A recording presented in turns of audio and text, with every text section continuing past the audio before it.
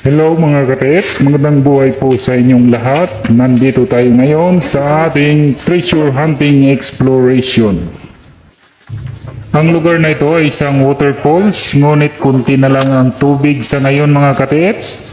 Ito ang area.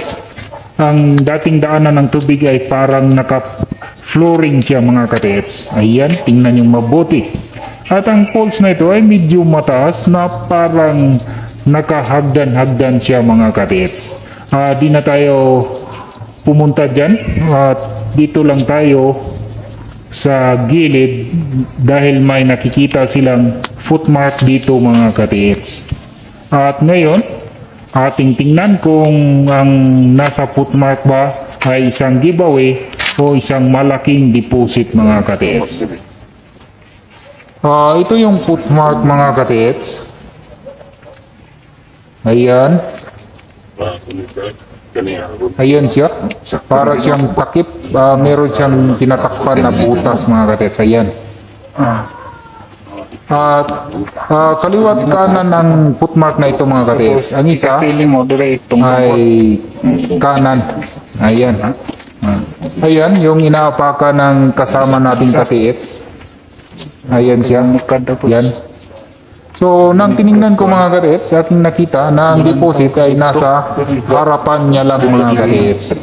Yung parang umiihi ka lang at kung saan babagsak yung ihi mo ay nandyan ang deposit. Pero may ibig sabihin at pinapahiwatig yan mga katets. Medyo babaw lang ang deposit niyan mga katets. Nasa 6 to 9 feet lang po mga katets. Kaso lang, medyo matigas kasi dapanas ang lugar na ito. Parang naka-arrange talaga ang mga bato mga katets. Ayan, tingnan nyo yung poles. Parang hagdan-hagdan pa itaas mga katets. Napakaganda ng area. So dahil giveaway lang yung hiningi nila sa atin, ayan, tinuro na natin sa kanila ng deposit sa marker na footmark na nakikita nila. Ayan, ay nasa harapan lang ang deposit. Sa bandang baba nito mga katets, kung saan nakaharap ang mga paa ay meron pang deposit. So ganyan mga katets, merong chamber yan sa ilalim na ganyan ang itsura. Pag nabuksan yan ng flooring, dahil nakikita natin na ang pattern ay naka-flooring yung side, pag nabuksan yan, ay makikita mo yung chamber sa ilalim na parang ganun ang itsura. Parang nakatakip lang siya. Sa ibaba nito mga katets ay nandun ang ibang mga deposit. Kung saan nakaharap ang dalawang paa mga katets, yun ang direksyon na inyong susuriin dahil marami pang deposit na nandun.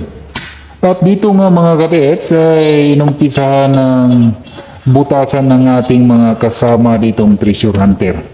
At dahil ito lang ang role ko, ang pagturo sa kanila sa kung saan ang nakabaong deposit, ay maya-maya ay aalis na rin tayo mga katets. Titingnan lang natin saglit at sila na ang bahalang magpatuloy. Basta nandyan ang deposit, hindi na yan tatakbo pa. Dahil wala namang paa, di katulad ng mga ibang decoder dyan, pag nahukay na sabihin, tumakbo ang deposit. Hindi po totoo, wala pong ganyan.